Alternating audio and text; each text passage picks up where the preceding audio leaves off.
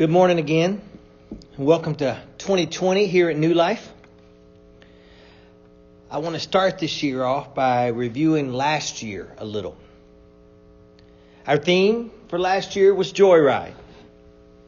Joy. We focused on it a lot. And for me, at times it was a joyride. I personally had a joyful trip to see Toby Mac in concert, which was Charity's first ever concert. It was a blast.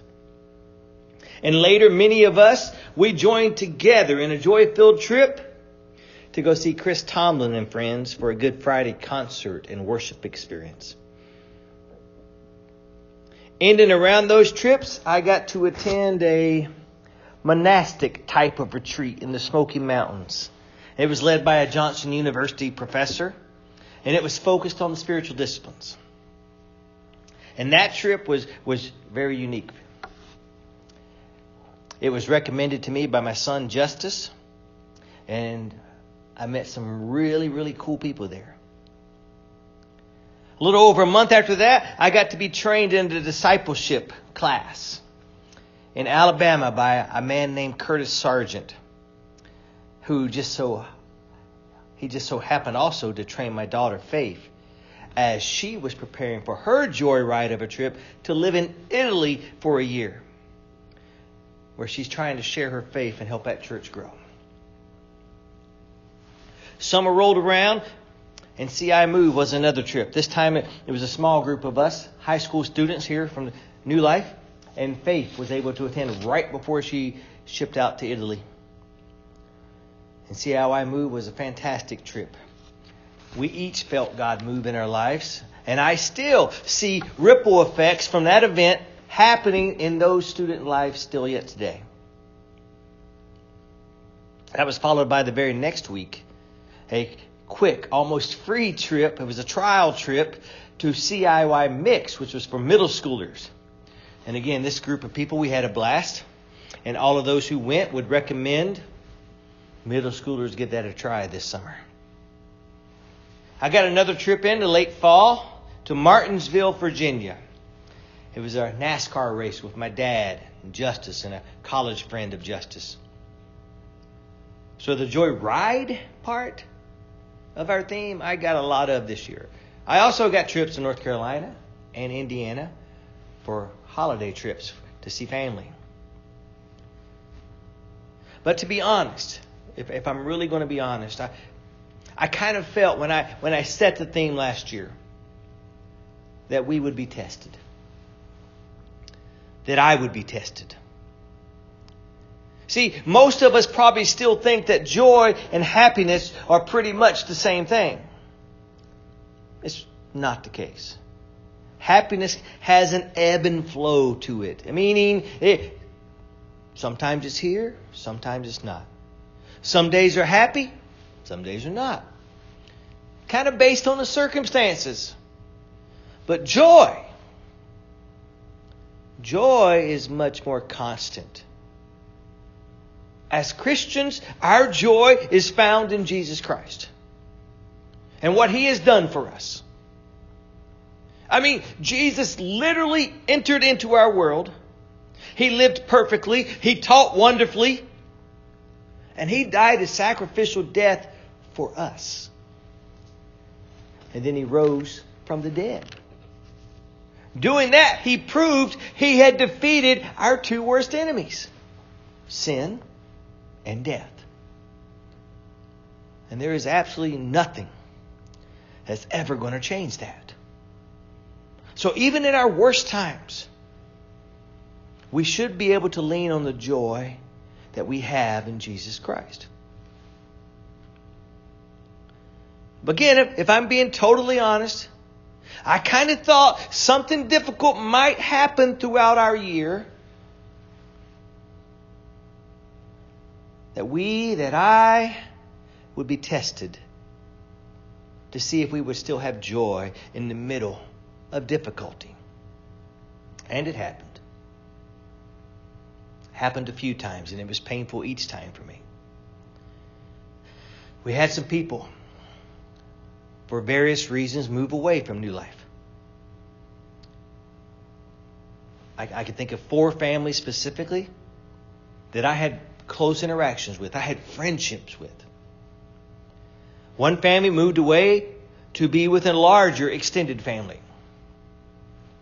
Another family relocated to another city to be closer to work.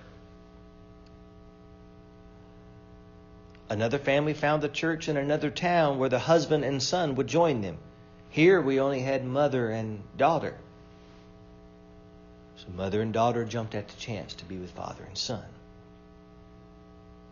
And then right before Christmas, I got the news that another husband and wife would no longer be attending New Life. They were seeking a new experience in another church. Each of those cases totally unique. But each one of them, when they hit hard. And as a minister, those are gut punches. They hurt. And truthfully, as a minister, all kinds of things start to run through your head. First, there's lots and lots and lots of self-doubt. And then you throw in bits and pieces of some anger in there. And you don't even know what you're angry at. But you're mad at something. And then you start to wonder what everybody else is going to think. So now it's self-doubt times 2. And then I feel the Holy Spirit whisper in my ear and say, Tim, do you have joy? And at first I want to say, nope, I'm not happy about this. And the Spirit nudges again and says, you know it's not about happiness. Do you have joy in Jesus? And I take a deep breath and I say, yes, I have joy in Jesus. And that's a very honest answer, but it still doesn't necessarily feel good.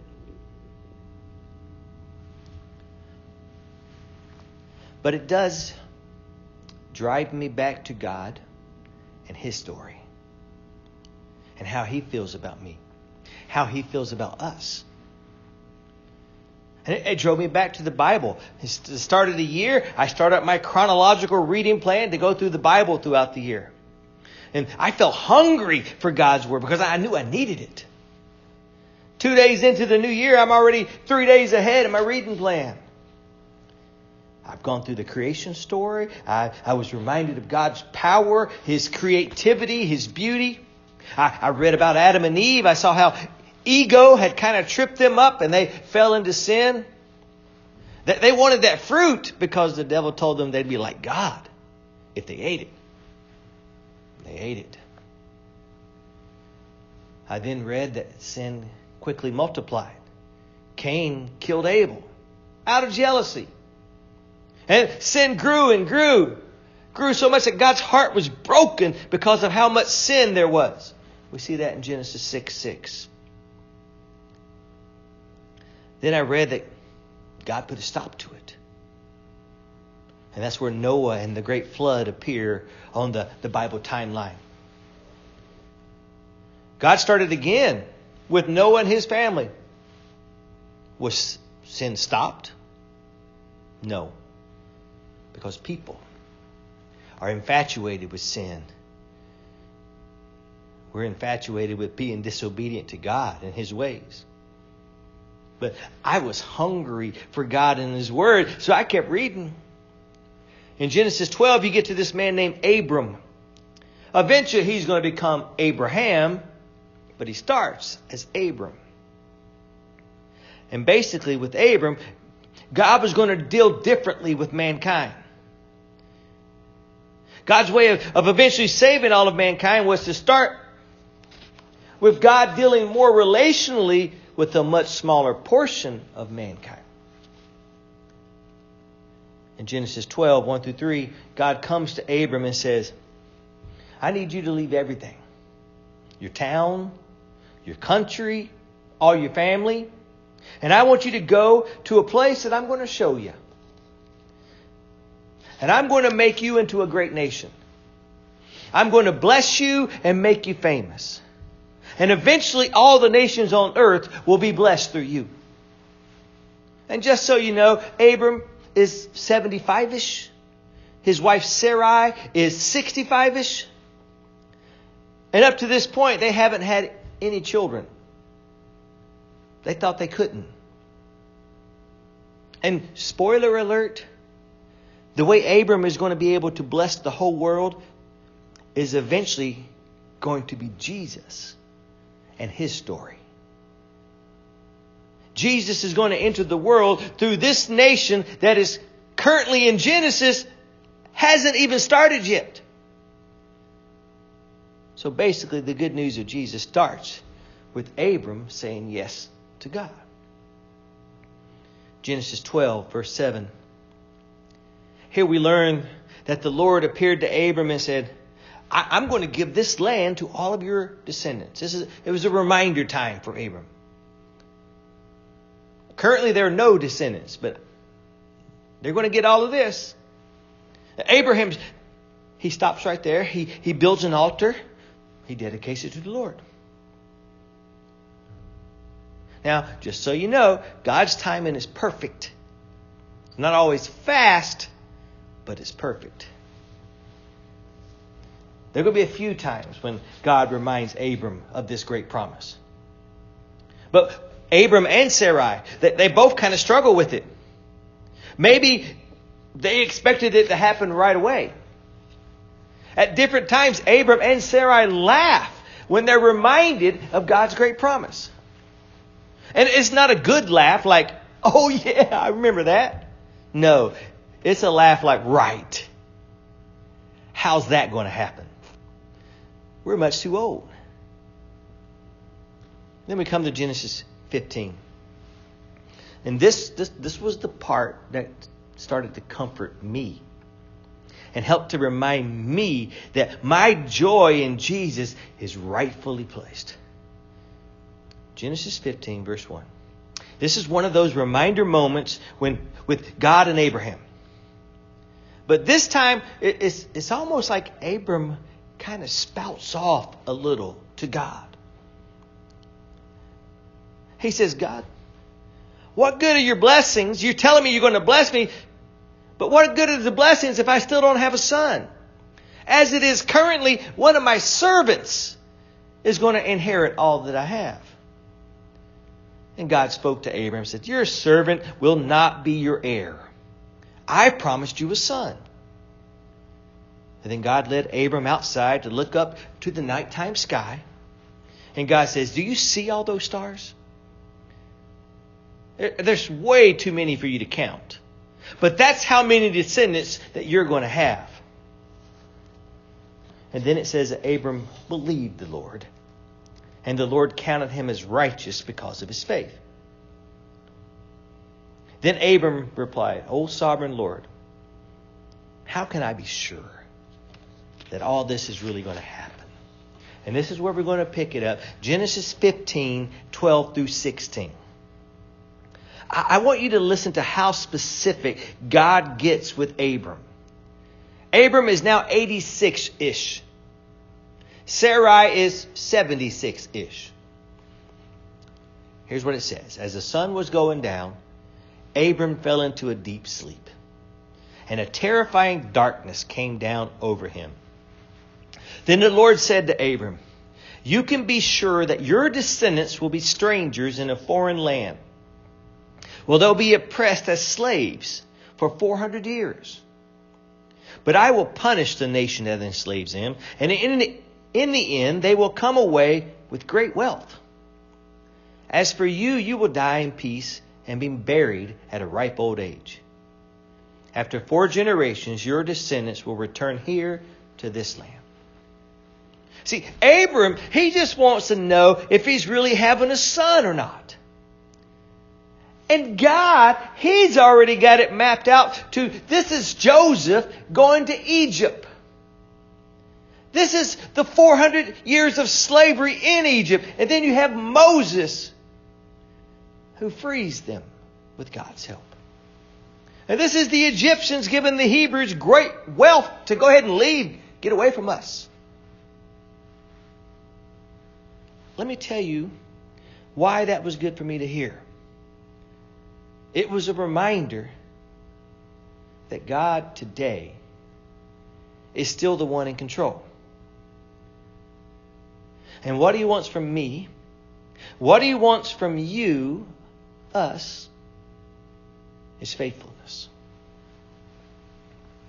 God will do great things with our faithfulness if we let Him.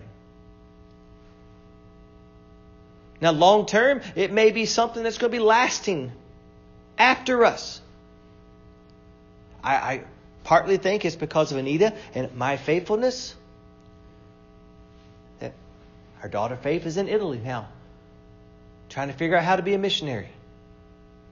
It's a little bit because of our faithfulness that Justice has chose to go into ministry. And it might be that they have way, way more fruit than we do. But it's a part of our faithfulness.